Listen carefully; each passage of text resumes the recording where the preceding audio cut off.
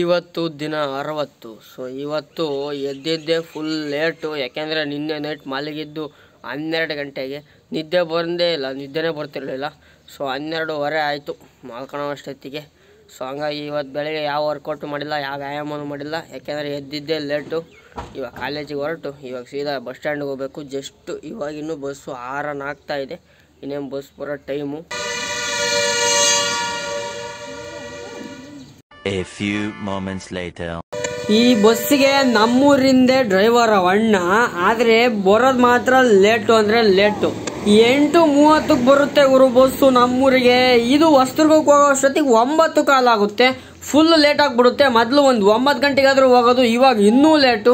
So ಇವತ್ತು ಕೂಡ rush ಅಂದರೆ ರಶ್ಶು. ಸೊ ನಿನ್ನೆ ಕೂಡ ಸೀಟ್ ಸಿಕ್ಕಿರಲಿಲ್ಲ, ಇವತ್ತು ಕೂಡ ಸೀಟ್ ಇಲ್ಲ. ಇವತ್ತು ನಿಂತ್ಕೊಂಡ್ರೆ ಸಾಕಾಗಿತ್ತು, ಅಷ್ಟು ಫುಲ್ ರಶ್ ಆಗಿಬಿಟ್ಟಿತ್ತು. ಇವತ್ತು ನೋಡ್ತಿರ್ಬೋದು ಎಷ್ಟು ರಶ್ ಆಗಿದೆ ಅಂತಂದು.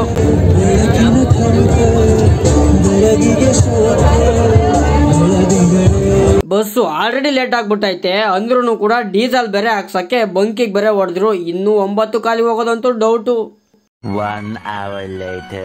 ಇವತ್ತು ಬಸ್ಸು ಅಂದ್ಕೊಂಡಂಗೆ ಲೇಟ್ ಆಗಂತೂ ಬರಲಿಲ್ಲ, ಯಾಕೆಂದ್ರೆ ಸ್ವಲ್ಪ ಬೇಗನೆ ಬಂದಿತ್ತು. 9 ಕಾಲಿಗಾದ್ರೂ ಬರುತ್ತೆ ಹಂಗಂತ ಅಂದ್ಕೊಂಡ್ವಿ, ಆದರೆ 9:10 ಅಷ್ಟೊತ್ತಿಗೆ ಬಂತು. ಸೊ ಸೀದಾ ಇವತ್ತು ಬಂದಿದ್ದು ಎಲ್ಲಿಗಪ್ಪ ಅಂದರೆ ಮೈಸೂರು ಕ್ಯಾಂಟೀನಿಗೆ, ಯಾಕೆಂದರೆ ಕೃಷ್ಣದರ್ಶಿನಿಗೆ ಹೋದರೆ ಲೇಟ್ ಆಗುತ್ತೆ. ಅದಕ್ಕಾಗಿ ನಾನು ಮೈಸೂರು ಕ್ಯಾಂಟೀನಿಗೆ ಬಂದೆ. ಇಲ್ಲೇ ಟಾಟಾ ಎಸಿ ಕ್ಯಾಂಟೀನು ಹೊಸದುರ್ಗದ ಬಸ್ ಸ್ಟ್ಯಾಂಡ್ ಪಕ್ಕದಲ್ಲೇ. ಸೀದಾ ಬಂದು ಏನು ತಗೊಂಡೆ ಅಂದರೆ ಅರ್ಧ ಚಿತ್ರಾನ್ನ, ಒಂದು ವಡೆ ತಗೊಂಡೆ. ಇವತ್ತು ಟೈಮ್ ಬೇರೆ ಆಗಿಬಿಟ್ಟಿತ್ತು, ಬೇಗ ತಿನ್ನಬೇಕಾಗಿತ್ತು. ಸೊ ಹಂಗಾಗಿ ಫಸ್ಟು ಚಿತ್ರಾನ್ನ ತಗೊಂಡೆ. ಇಲ್ಲಿ ಬೇರೆ ಎಂಥದ್ದು ಇರಲಿಲ್ಲ ಗುರು, ಬರೀ ಚಿತ್ರಾನ್ನನೇ ತಗೋಬೇಕು. ಆಮೇಲೆ ಮತ್ತೊಂದು ಇಡ್ಲಿ, ಒಂದು ವಡೆ ತಗೊಂಡೆ. ಬೇಗ ಇಡ್ಲಿ ತಿಂದು ಸೀದಾ ಕಾಲೇಜ್ ಕಡೆ ಹೊರಟಿದ್ದು. ಈಗ ಸಮಯ ಕರೆಕ್ಟಾಗಿ 9:34. ಇವಾಗ ನಡ್ಕೊಂಡು ಹೋಗ್ತಿದ್ದೀನಿ. ಎಲ್ಲ ಎಷ್ಟು ಜನ ನಡ್ಕೊಂಡು ಹೋಗ್ತಾರೋ ನೋಡ್ತಿರ್ಬೋದು. ಸೊ ಎಲ್ಲ ಕಾಲೇಜು ಹೋಗ್ತಿರೋದು. ಟೈಮ್ ಆಗೈತೆ ಆಲ್ರೆಡಿ 34. ಇಷ್ಟೊತ್ತಿಗೆ ಪ್ರೇಯರ್ ಮಾಡ್ತಿರ್ತಾರೆ. ಸೀದಾ ಇವಾಗ ಹೋಗಬೇಕು ಬೇಗ ನಡ್ಕೊಂಡು.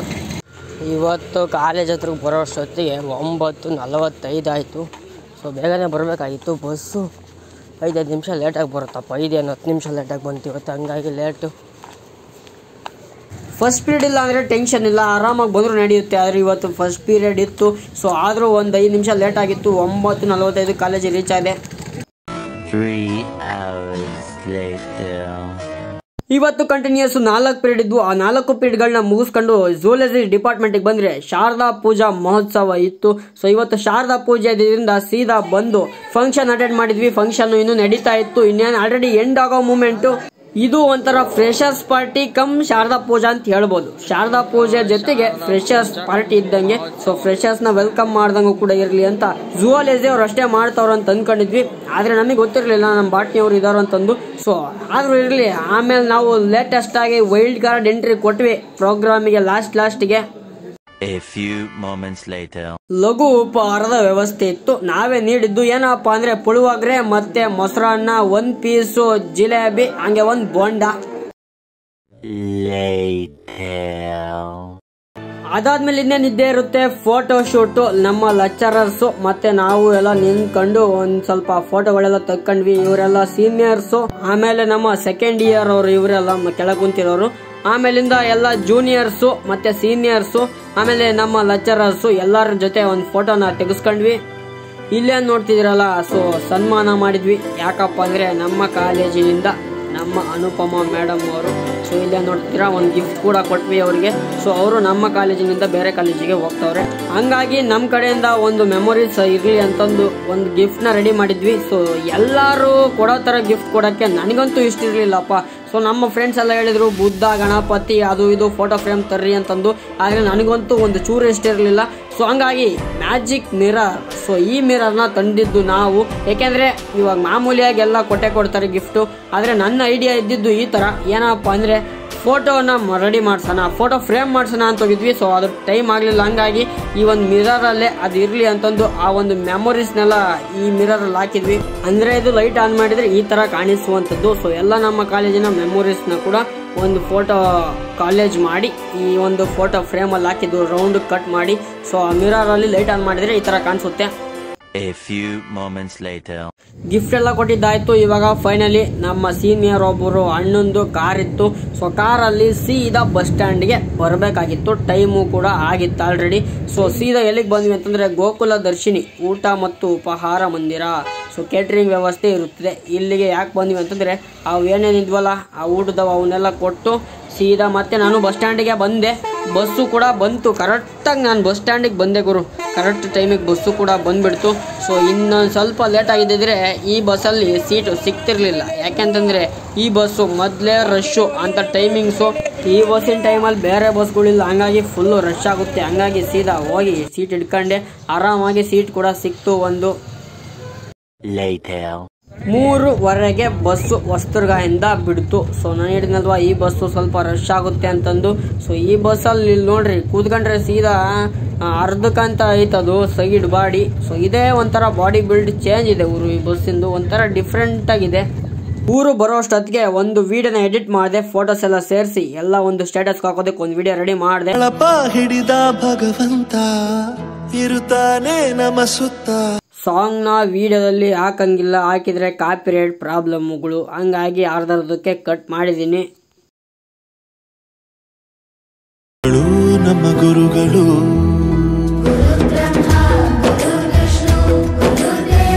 ಎಲ್ಲ ಫೋಟೋಸ್ನು ಸೇರಿಸಿ ಒಂದು ವಿಡಿಯೋನ ರೆಡಿ ಮಾಡಿದ್ದೆ ಸ್ಟೇಟಸ್ ಹಾಕೋದಕ್ಕೆ. ಮಾಮೂಲಿಯಾಗಿ ಎಲ್ಲರೂ ಗಣಪತಿ ಫೋಟೋ ಅದು ಇದು ಎಲ್ಲ ಕೊಡ್ತಾರೆ, ಆದ್ರೆ ನಾವು ಮೆಮೊರಿಯಬಲ್ ಆಗಿರ್ಲಿ ಅಂತ ಫೋಟೋ ರೆಡಿ ಮಾಡಿದ್ವಿ.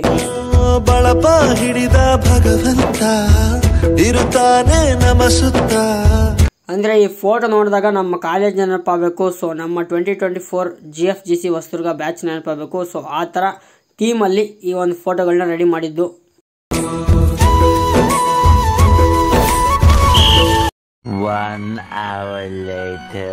ಬಸ್ಸು ಊರಿಗೆ ರೀಚ್ ಆಗೋ ಅಷ್ಟೊತ್ತಿಗೆ ಎಷ್ಟು ಗಂಟೆ ಆಗಿತ್ತಪ್ಪ ಅಂದ್ರೆ ಕರೆಕ್ಟ್ ಆಗಿ 4:15ಗೆ ನಮ್ಮೂರಿಗೆ ಬಸ್ಸು ರೀಚ್ ಆಯ್ತು.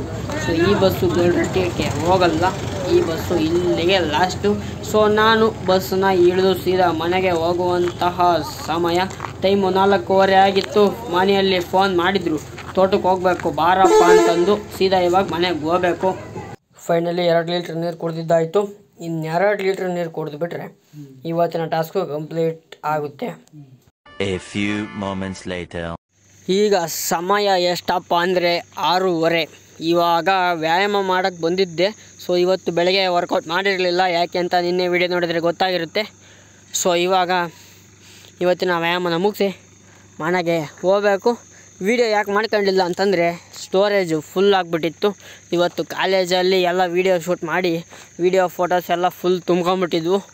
ಸೊ ಅವನ್ನೆಲ್ಲ ಕಳಿಸೋರಿಗೆ ಕಳಿಸಿ ಇವಾಗೆಲ್ಲ ಡಿಲೀಟ್ ಮಾಡಿ ಸ್ಟೋರೇಜ್ನ ಕಡಿಮೆ ಮಾಡ್ಕೊಂಡೆ. ಓಕೆ, ಇವಾಗ ಮನೆಗೆ ಹೋಗಬೇಕು. ಫುಲ್ ಕತ್ಲೆ ಅಂದರೆ ಕತ್ಲೆ ಆಗ್ಬಿಟ್ಟೈತೆ ನೋಡ್ರಿ, ಫುಲ್ ಕತ್ಲೆ. ಒಂದು ಕಡೆಗೆ ಆರೆಂಜು, ಸೊ ಈ ಕಡೆ ಫುಲ್ ಬ್ಲೂ ಕತ್ಲೆ. ಇವಾಗ ಮನೆಗೆ ಹೋಗಬೇಕು, ಟೈಮ್ ಆಗೈತೆ ಆಲ್ರೆಡಿ. 1 hour later. ಇವತ್ತಿನ ರಾತ್ರಿ ಊಟ ಮುದ್ದೆ, ಯಾವುದೇ ಫಾಸ್ಟ್ ಫುಡ್ಗಳೆಲ್ಲ, ಇದು ಪಕ್ಕ ರಾ ಫುಡ್ಡು, ಮುದ್ದೆ. Later. ನೀನ್ ಯಾಕೆ ಇಷ್ಟು ದೂರ ಬರಕ್ ಹೋದೆ? ನಾನು ಹೋಗಿದ್ ಕೆಲಸ ಮುಗೀತು. 1 hour later. ಇದು ಇವತ್ತಿನ ಡೇ ಟ್ರಾನ್ಸ್ಫಾರ್ಮೇಶನ್ ಫೋಟೋ. ಈಗ ಸಮಯ ಸರಿಯಾಗಿ ರಾತ್ರಿ 10:15. ಈಗ ಜಸ್ಟ್ ಎಡಿಟಿಂಗ್ ಮುಗಿಸಿದೆ. ಸೊ 8 ನಿಮಿಷ ಆಗೈತೆ ವಿಡಿಯೋ. ಇದನ್ನೊಂದು ಸೇರಿಸಿದ್ರೆ ಒಂದು 9-10 ನಿಮಿಷ ಆಗುತ್ತೆ. ಸೊ ಇವತ್ತು ಕೂಡ 5 ಟಾಸ್ಕ್ಗಳನ್ನು ಕೂಡ ಕಂಪ್ಲೀಟ್ ಮಾಡಿದ್ದೀನಿ. ಈ ಬೆಳಗ್ಗೆ ಹೊತ್ತಾಗಿ ಎದಳಕ್ಕೆ ಆಗ್ತಿಲ್ಲ. ಇವಾಗಂತೂ ಫುಲ್ಲು ಚಳಿ ಅಂದರೆ ಚಳಿ ನೋಡ್ರಿ, ಸ್ವೆಟ್ರ್ ಹಾಕೊಂಡು ಕೂತ್ಕೊಂಡಿದ್ದೀನಿ. ಫುಲ್ಲು ಚಳಿ ಅಂದರೆ ಚಳಿ, ಬೆಳಗ್ಗೆ ಹೊತ್ತಾಗಿ ಎದಳಕ್ಕೆ ಆಗಲ್ಲ. ಸೊ ಹಂಗಾಗಿ ಬೆಳಗ್ಗೆ ವರ್ಕೌಟು ಕೂಡ ಮಾಡಿಲ್ಲ, ಸಂಜೆ ವರ್ಕೌಟ್ ಮಾಡೋದೇ ಆಗಿತ್ತು 2-3 ದಿವಸದಿಂದ. ಅಷ್ಟು ಚಳಿ, ಒಂಥರ ಮಂಜು ಬಿದ್ದಂಗೆ ಆಗಿರುತ್ತೆ. ಇದೊಂಥರಲ್ಲಪ್ಪ ಇಬ್ನಿ, ಬೆಳಗ್ಗೆ ಹೊತ್ತಾಗಿ ಇಬ್ನಿ ಬೀಳ್ತಿರುತ್ತೆ, ವೈಟ್ ಫುಲ್. ಮುಂದೆ ಫಾಗ್ಲೆಟ್ ಹಾಕೊಂಡು ಹೋಗ್ಬೇಕಾಗುತ್ತೆ, ಆ ಥರ ಆಗುತ್ತೆ ಗುರು. ಒಂಥರ ಫುಲ್ಲು ವೈಟು, ಒಂಥರ ಇಬ್ನಿ ಬಿದ್ದಿರುತ್ತೆ. ಬೆಳಗ್ಗೆ ಹೊತ್ತಾಗಿ ಎದ್ದಳಕ್ಕೆ ಆಗಲ್ಲ. ಮೊದಲೇ ಡಾಕ್ಟ್ರು ಬೇರೆ ಶೀತದಲ್ಲಿ ಅಡ್ಡಾಡಬೇಡ ಅಂತ ಹೇಳಿದ್ರು. ಆದರೂ ಬೆಳಗ್ಗೆ ಹೊತ್ತಾಗಿ ವರ್ಕೌಟ್ ಮಾಡಿದರೆ ಭಾಳ ಚೆನ್ನಾಗಿ. ನೋಡೋಣ ನಾಳೆಯಿಂದ ಆದರೆ ನಾನು ಬೆಳಗ್ಗೆ ವರ್ಕೌಟ್ ಮಾಡೋಕ್ಕೆ ಟ್ರೈ ಮಾಡ್ತೀನಿ. ಯಾಕೆಂದರೆ ಸಂಜೆ ವರ್ಕೌಟ್ ಮಾಡೋಕ್ಕಿಂತ ಬೆಳಗ್ಗೆ ವರ್ಕೌಟ್ ಮಾಡೋದು ತುಂಬ ಒಳ್ಳೆಯದು, ತುಂಬ ಚೆನ್ನಾಗಿ. ಏನು ಗೊತ್ತಾ, ಬೆಳಗ್ಗೆ ಬೇಗ ಎದ್ದೇಳೋಕ್ಕಾಗ್ತಾ ಇಲ್ಲ ಇವಾಗಂತೂ. ಈಗ ಇತ್ತೀಚೆಗೆ ಈ ಶೀತದಲ್ಲಿ ಎದ್ದಾಳಕ್ಕೆ ಆಗ್ತಾಯಿಲ್ಲ ಅಂತ ಹೇಳ್ಬೋದು ಬೆಳಗ್ಗೆ ಹೊತ್ನಾಗ. ಸೊ ಆದರೂ ಬೆಳಗ್ಗೆ ಹೊತ್ನಾಗ ಹೆಂಗೋ ಒಂದು ಎದ್ದಾಂಡು ಬೆಳಗ್ಗೆ ವರ್ಕೌಟ್ ಮಾಡಿದರೆ ತುಂಬ ಚೆನ್ನಾಗಿರುತ್ತೆ, ಮೈಂಡ್ ಫ್ರೆಶ್ ಇರುತ್ತೆ ಬೆಳಗ್ಗೆ ಎದ್ದಾಂಡ್ರೆ. ಸೊ ಬೇಗ ಎದ್ದಾಂಡ್ರೆ ಹಂಗಾಗಿ ನಾಳೆಯಿಂದ ಟ್ರೈ ಮಾಡುವ ಬೇಗ ಎದ್ದೇಳೋಕ್ಕೆ. ಸೊ ಈ ಶೀತದಲ್ಲಿ ಎದ್ದೇಳೋದೇ ಅಸಾಧ್ಯವಾದ ಮಾತು, ಅಷ್ಟು ಶೀತ ಬಿದ್ದಿರುತ್ತೆ ಬೆಳಗ್ಗೆ ಹೊತ್ನಾಗ. ಬೆಳಗ್ಗೆನೇ ಜಾಸ್ತಿ ನಿದ್ದೆ ಬರುತ್ತೆ, ಆದರೂ ಏನೂ ಮಾಡೋಕ್ಕಾಗಲ್ಲ, ಎದ್ದಾಡಲೇಬೇಕು. ಎದ್ರೇ ಒಂಥರ ಮೈಂಡ್ ಫ್ರೆಶ್ ಆಗಿರುತ್ತೆ, ಇಡೀ ದಿನ ಪೂರ್ತಿ ಆ್ಯಕ್ಟಿವ್ ಆಗಿರ್ಬೋದು. ಓಕೆ, ಇವತ್ತು ಕೂಡ 5 ಟಾಸ್ಕ್ಗಳನ್ನು ಕೂಡ ಕಂಪ್ಲೀಟ್ ಮಾಡಿದ್ದೀನಿ.